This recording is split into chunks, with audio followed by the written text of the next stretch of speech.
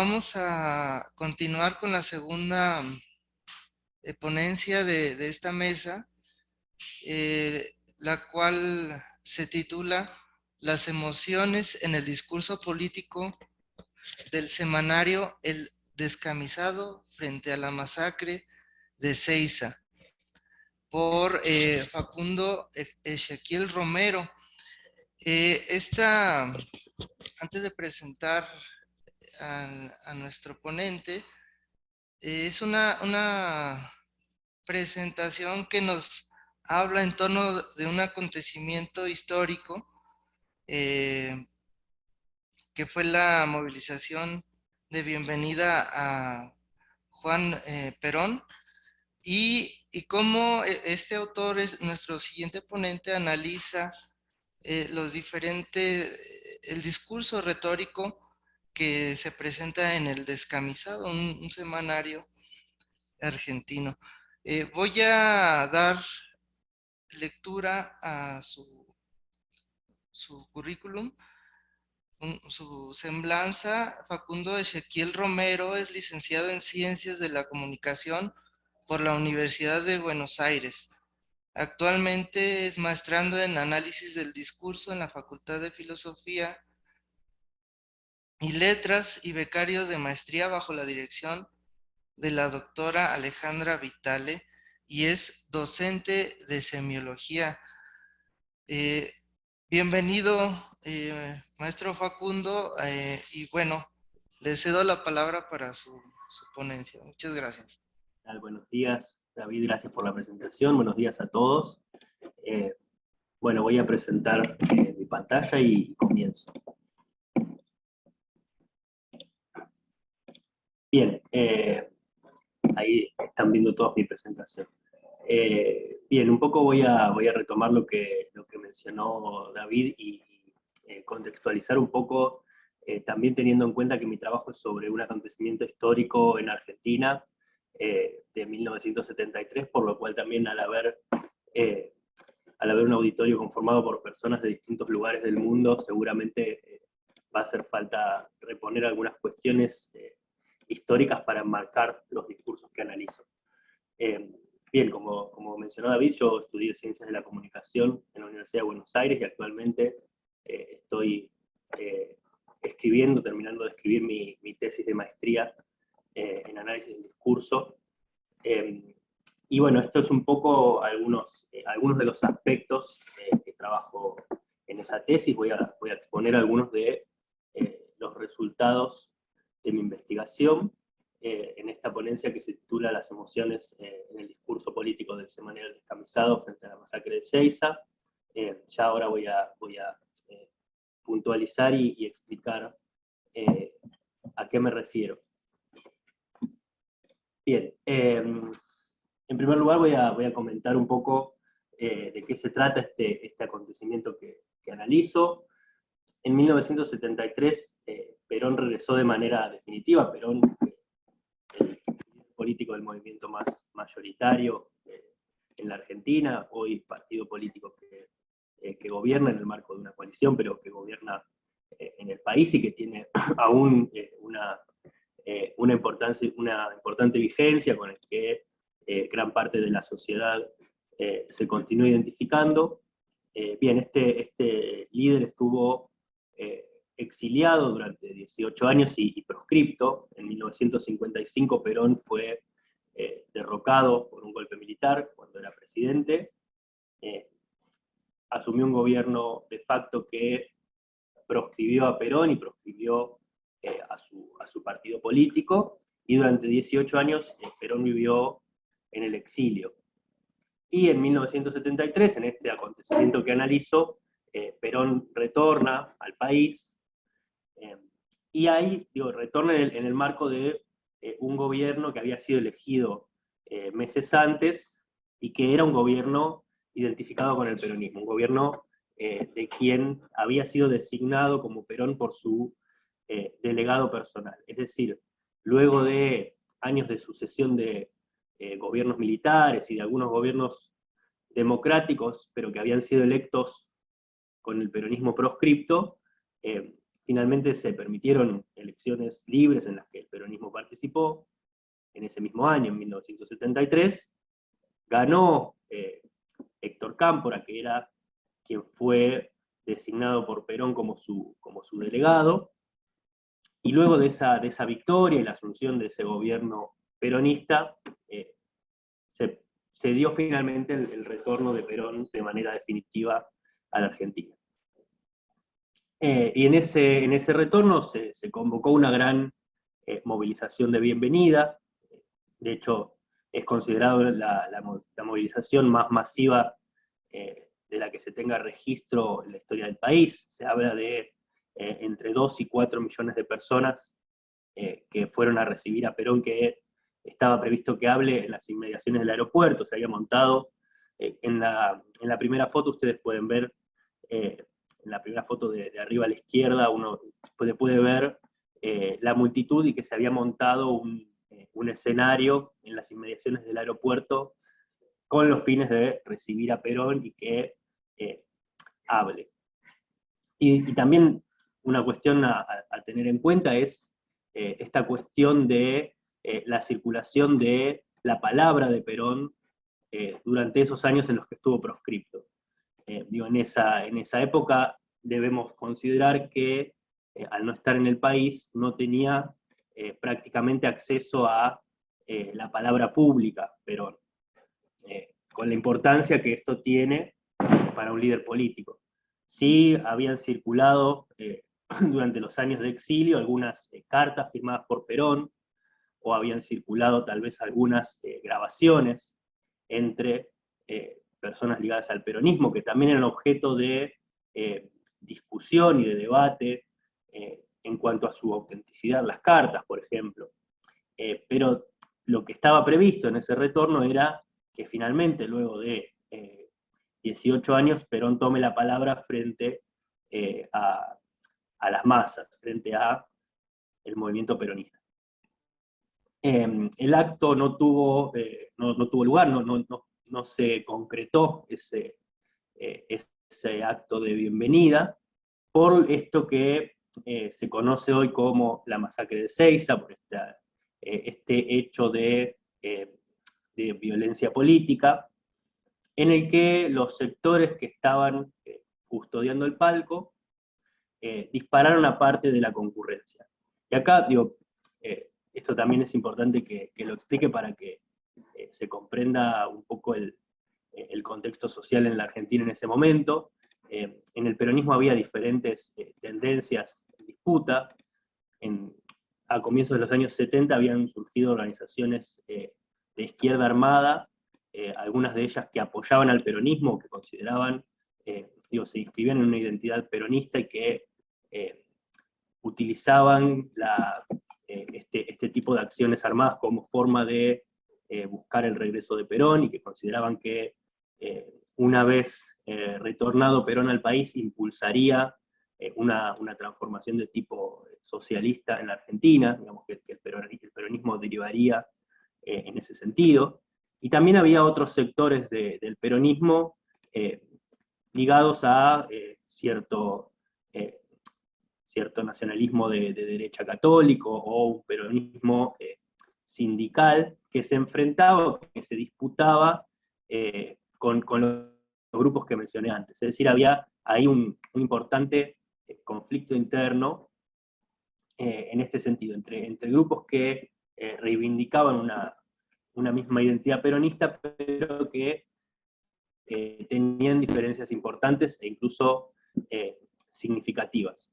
En el marco de esto sucede este acontecimiento. Los grupos, la custodia del palco estuvo a cargo de estos grupos sindicales, que, como se puede ver en algunas de las imágenes, estaban armados y de esa manera impidieron que las columnas de la izquierda peronista se acercaran al palco o tomaran los lugares más cercanos en ese palco, y que estuvieran cerca de donde iba a hablar Perón.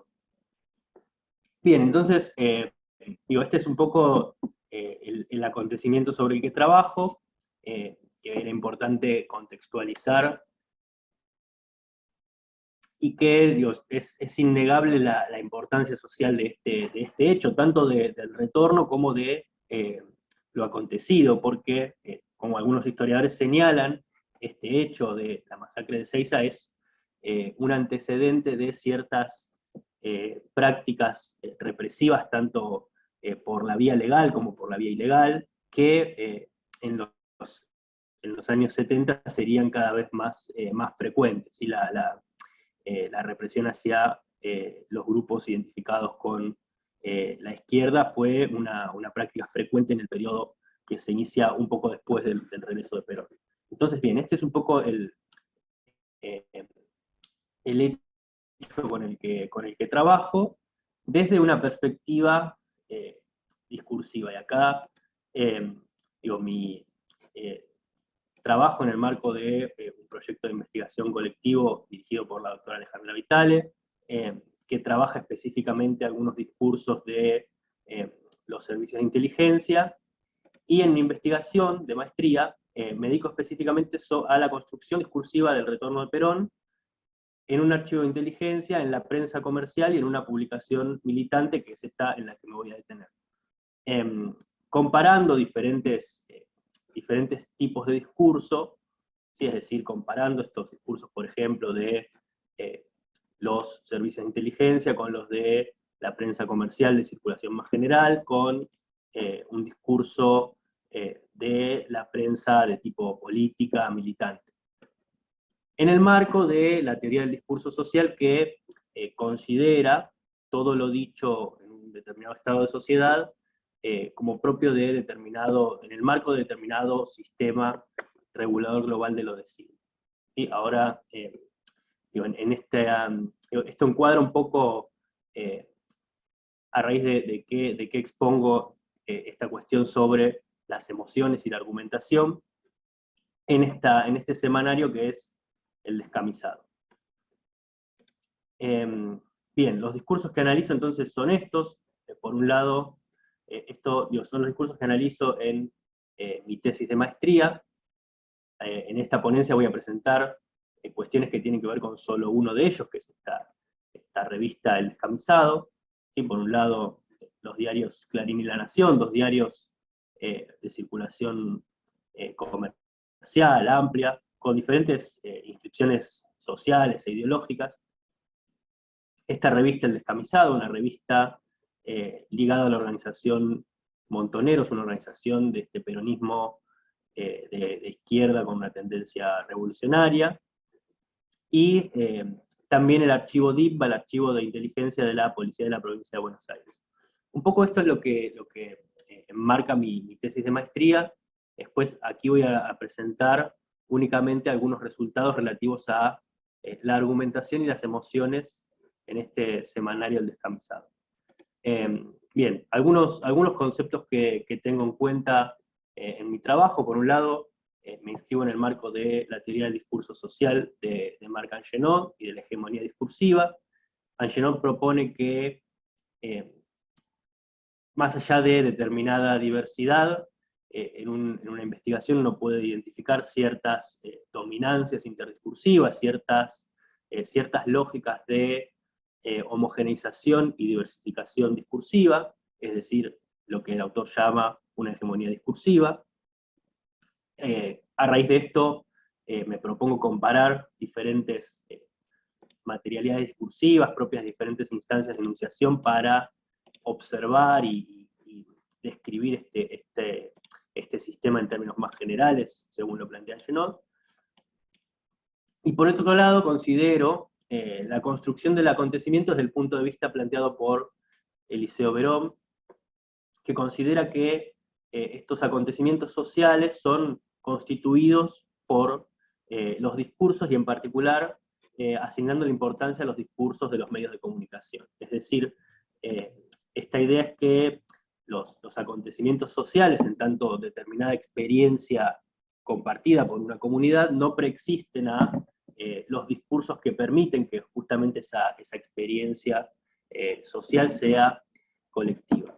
¿Sí? Y esto cada vez más podemos comprobar que los sujetos no tenemos experiencia directa de muchos acontecimientos, sin embargo hay una experiencia compartida en virtud de cómo estos son construidos por discursos. Bien, entonces, acá en particular retomo en el discurso del descamisado, me detengo en la cuestión de las emociones, desde la perspectiva de la argumentación en el discurso, y aquí considero lo que señala Mosí de el discurso, la argumentación como determinado modo de orientar los modos de ver y pensar, y que reconoce una importancia igualitaria del el logos, el patos y el ethos. ¿Sí? Desde esta perspectiva, no hay una de estas dimensiones que resulte más importante. ¿Sí? Recuperando esta distinción de la tradición retórica, el patos aparece como tan importante como el logos y el ethos. Y un poco retomando también la cuestión de las emociones, Amosí señala esta vinculación entre emoción y la lógica, ¿sí? Es decir, desde esta perspectiva no se opone lo emocional a lo racional, ¿sí? Dice Amosí, al rechazar una teoría de la emoción como perturbación y desorden, el análisis de la argumentación en el discurso parte del principio de que una relación estrecha, por otra parte testificada en otras ciencias humanas, en particular la sociología y la filosofía contemporáneas, vincula la emoción con la racionalidad. Es decir, desde esta perspectiva, la dimensión emocional está en relación con determinados elementos del razonamiento. Y en particular, en este análisis argumentativo sobre el descamisado, retomo los planteos de Plantán sobre determinadas vías por las que pueden aparecer las emociones en la argumentación. Sí, este autor plantea que estas emociones pueden aparecer según tres vías, que son las que analizo en este semanario El Descamisado. Una vía directa, que es decir, cuando la emoción es dicha, es explicitada a través de un enunciado de emoción, y otras vías indirectas en las que, a través de las que la emoción puede ser reconstruida en el discurso. Y entre esas vías indirectas se pueden distinguir ciertas señales a posteriori, es decir, determinados aspectos de cómo esa emoción es percibida por una persona, ¿sí? Determinados rasgos de comportamiento de quien percibe la emoción, ¿sí? Ciertas manifestaciones fisiológicas, mismo posturas gestuales o conductuales, y por otro lado determinados elementos a priori de la emoción, determinados rasgos en el discurso que a partir de determinado formato narrativo o descriptivo llevan a inducir determinada emoción, ¿sí? Determinados elementos en el discurso que tienden a inducir una determinada emoción. Considerando esta distinción entre tres vías, me detengo en la argumentación de este semanario descamisado sobre el acontecimiento, ¿sí? Una de las dimensiones que trabajo en mi tesis, la cuestión argumentativa en torno a este acontecimiento del regreso de Perón y de Ezeiza, y identifico cómo funcionan las emociones en esa argumentación. Sí, acá algunas menciones sobre el semanario y sus particularidades. Este es un semanario ligado a una organización de izquierda con una mirada, una tendencia revolucionaria, una izquierda que promovía el uso de las armas, y que se inscribía a su vez dentro de la cierta identidad peronista, ¿sí? De hecho, bueno, acá pueden ver la portada de esa revista, las dos ediciones más cercanas al regreso de Perón, una previa y otra posterior. Esta revista se caracterizaba por buscar, más allá de los miembros de esa organización, buscar interpelar a otros lectores, es decir, buscar la persuasión de lectores que no pertenecieran directamente a esa organización. Y que tenía también, según otros estudios ya han mencionado, cierto estilo coloquial o cierto estilo que se alejaba un poco del el periodismo más convencional de la época. ¿Sí? De hecho, un poco en sus portadas puede verse esta cuestión de el tamaño de la letra y el uso de determinados colores o de la imagen como forma de buscar esa interpelación al lector. Bien, entonces, caracterizando un poco este semanario, identifico en las ediciones posteriores al retorno de Perón una determinada argumentación que se dirige a señalar quiénes son los responsables de que Perón no haya podido hablar frente a su público, que no haya podido hablar frente a quienes aguardaban su palabra. Y allí hay, en esa argumentación que señala a quiénes son esos culpables, hay un uso muy, muy importante de las emociones, ¿sí? Aparecen emociones dichas. Esta es una carta del director de este semanario, que dice, pero lo que vimos todos, esos tipos tirando con fusiles desde el palco donde debía hablar nuestro general, nuestros compañeros muertos, y la gente que era feliz hasta ese momento desbordada y triste. Eso lo vimos y es cierto. ¿Sí? Aquí hay un caso de emoción heteroatribuida, es decir, emoción que el enunciador atribuye a otros sujetos, en este caso a la gente, ¿sí? Y se menciona esta felicidad y este paso de la felicidad durante la espera a Perón a la tristeza. ¿Sí? Ahí aparece una emoción dicha a partir de este enunciado de emoción, de manera explícita, y en la que hay un pasaje de la felicidad a la tristeza por la acción de quienes son llamados esos tipos tirando con fusiles desde el palco. ¿Sí? Este es un caso de emociones dichas que aparecen en el semanario. Después hay otros enunciados que también dan cuenta de la aparición de estas emociones por vía indirecta a posteriori. ¿Sí? En la misma carta del director, este director que firma como director del Descamisado dice: soñé como todos con el regreso de Perón, con verlo levantar los brazos frente a nosotros y decirnos compañeros. Me hubiera enloquecido después de eso como todos ustedes, hubiera gritado Perón durante una hora seguida y llorado frente a la vuelta de mi jefe. Ahí en gritar, llorar, ¿sí? Ahí aparecen estas emociones a posteriori experimentadas por ese sujeto de la enunciación frente al acontecimiento, que en este caso aparecen como algo que hubiera pasado, pero que no sucedió, ¿sí? Es decir, son las emociones que este sujeto hubiera experimentado de poder concretarse el retorno.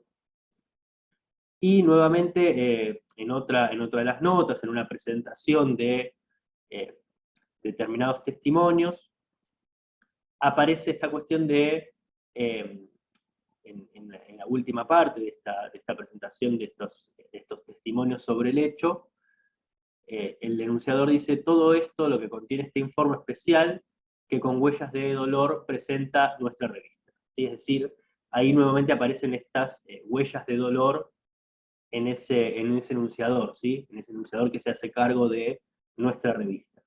Y allí también aparece esta cuestión de la emoción a posteriori, en tanto es experimentada por este enunciador de determinada manera. Bien, después hay otra cuestión importante que tiene que ver con una vía indirecta a priori, que es el uso de un género discursivo, que es el testimonio. El testimonio tiene una particularidad, que es esta vinculación con la memoria y con la experiencia subjetiva.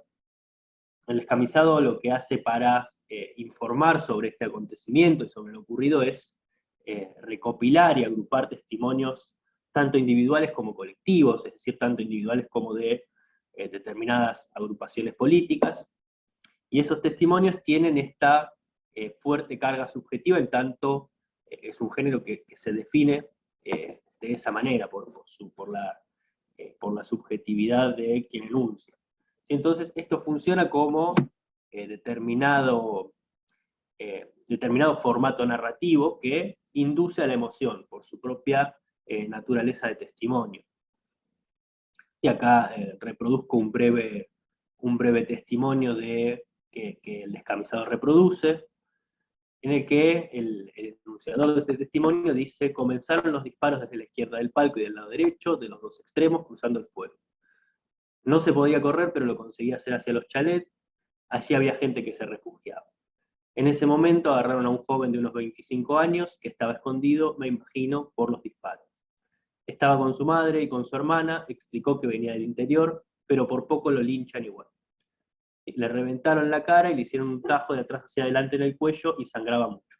Y no voy a continuar leyendo porque continúa un poco en ese sentido, pero esta experiencia subjetiva, y en la que además hay una descripción detallada de cómo una persona es herida, que además es herida frente a su madre y su hermana, funciona como una narración que busca inducir determinada emoción de compasión hacia esa persona sufriendo. Bien, después hay otra técnica argumentativa, una técnica polémica, una técnica dirigida a descalificar al adversario, que es la desmitificación, que también apunta a determinada emoción, apunta a, o construye una idea de miedo frente a un peligro.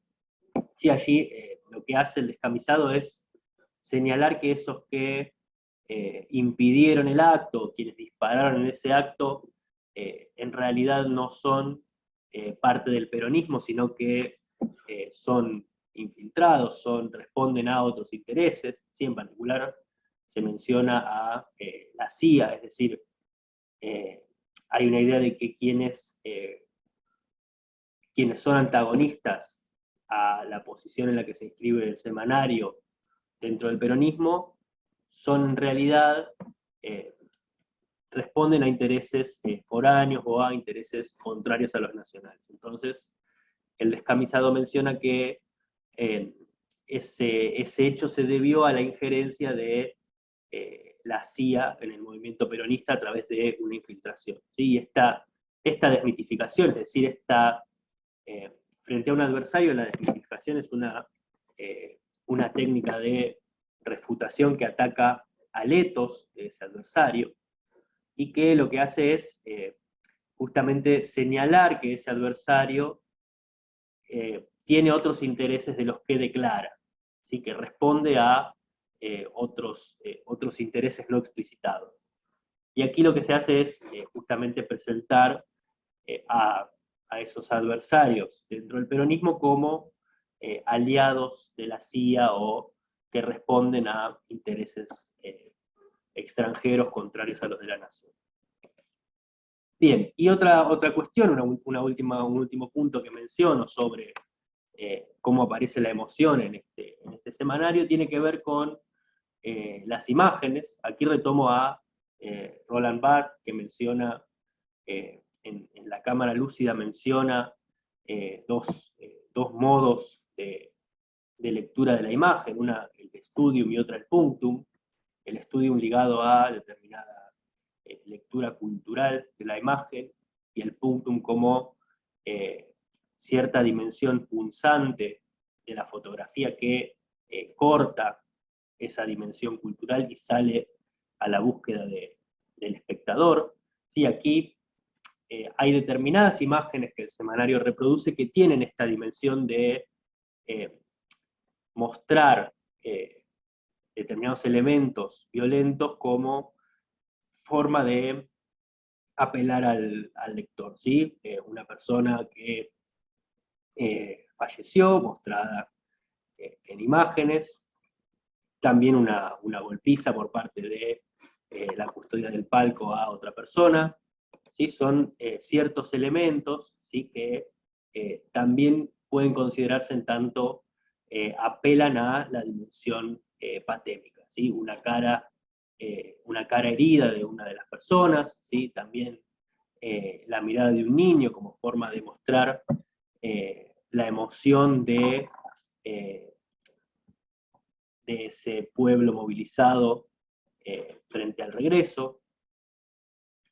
¿Sí? Todas estas que fui mencionando son diferentes formas en las que la emoción aparece en el descamisado y se vincula con la argumentación. Y se vincula con, como mencionaba antes, con determinados elementos racionales, como puede ser determinada técnica de desmitificación.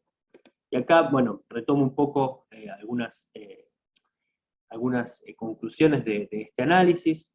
En primer lugar, bien, que la argumentación en este semanario político se dirige a movilizar al auditorio a combatir o a disputar con quienes considera traidores al peronismo o infiltrados, y para ello apela a determinadas emociones como el miedo frente a ese enemigo que se oculta y que se infiltra en el movimiento peronista, o la tristeza, la indignación, en tanto se suspendió el retorno de Perón.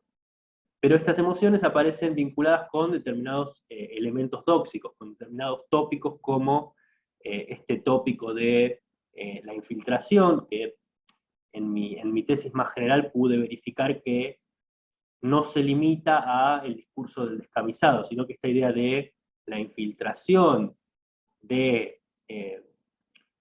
intereses extranjeros en la política argentina aparece como un tópico más generalizado en otros discursos, ¿sí? Incluso el mismo Perón menciona cuestiones que tienen que ver con estos infiltrados o traidores, ¿sí? Así como también determinada doxa sobre el pueblo y su identificación como peronista, aparece como un tópico de la doxa que esta idea de que el movimiento peronista se identifica con lo popular. Bien, entonces eso es todo. Muchas gracias por su atención.